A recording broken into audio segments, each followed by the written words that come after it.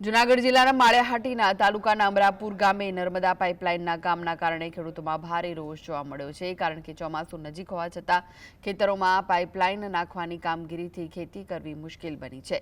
ખેડૂતોનો આક્ષેપ છે કે આ કામને લીધે અનેક ખેતરોની જમીન બંજર બની ગઈ છે અને આંબા સહિતની કિંમતી વૃક્ષો કાપી નાખવામાં આવતા તેમને આર્થિક ફટકો પડ્યો છે। વળતરની ખાતરી આપ્યા બાદ હવે કોઈ જવાબદાર અધિકારી દરકાર લેતા નથી, જેના કારણે અંદાજે 50 જેટલા ખેડૂતોની હાલત કફોડી બની છે। ચોમાસામાં વાવેતર અશક્ય લાગી રહ્યું છે। આ ઉપરાંત કામગીરીમાં ભ્રષ્ટાચારના આક્ષેપ કરતા ખેડૂતોએ જણાવ્યું કે પાઇપલાઇન નીચે નિયમ મુજબ રેતી ભરવામાં આવતી નથી। ઊભા મોલને પણ વ્યાપક નુકસાન થયું છે। આ પરિસ્થિતિમાં નુકસાનીનું વળતર કોણ ચૂકવશે તેવા અનેક સવાલો સાથે ખેડૂતો હવે તાત્કાલિક યોગ્ય વળતર અને સમસ્યાના કાયમી નિરાકરણની ઉગ્ર માંગ કરી રહ્યા છે।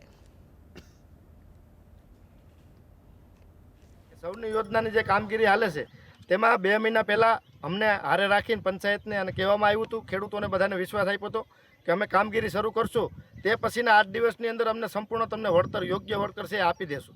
પણ આજ સુધી 2 મહિના થયા, 1 પણ રૂપિયાની પાઈ ચૂકવવામાં આવી નથી। ખેડૂતને વરસાદમાંથી આવી ગયો છે, એમના ખેતરું છે એ જોખમમાં છે કે એની જે જીવાદોરી સમાન જે ખેતી છે તે નદીના કાંઠા પર બધાને આવેલી છે, તો નદીનું પાણી ક્યાંક પડી જાય તો હજારો વીઘા જમીનનું નુકસાન થઈ જાય।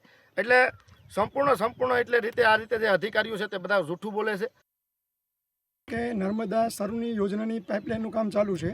હજી સુધી બધા અધિકારીઓ તરફથી અમને પૂરેપૂરો જે મળવું જોઈએ એ મળ્યું નથી। વાત માનો કે વ્યવસ્થિત અમને કોઈ બાંહેધરી આપી નથી અને અત્યારે અમારે માનો કે નદીની બાજુમાં ખેતરો આવેલા છે, લાખો હજારો આપણા ગામના જાજા બધા ખેડૂત છે આમાં આવેલા છે, બધાને નુકસાની મોટા પાયે થયેલી છે અને હજી કોઈ વ્યવસ્થિત કોઈ જવાબ નથી આપતા। કામની ગુણવત્તા પણ નબળી છે।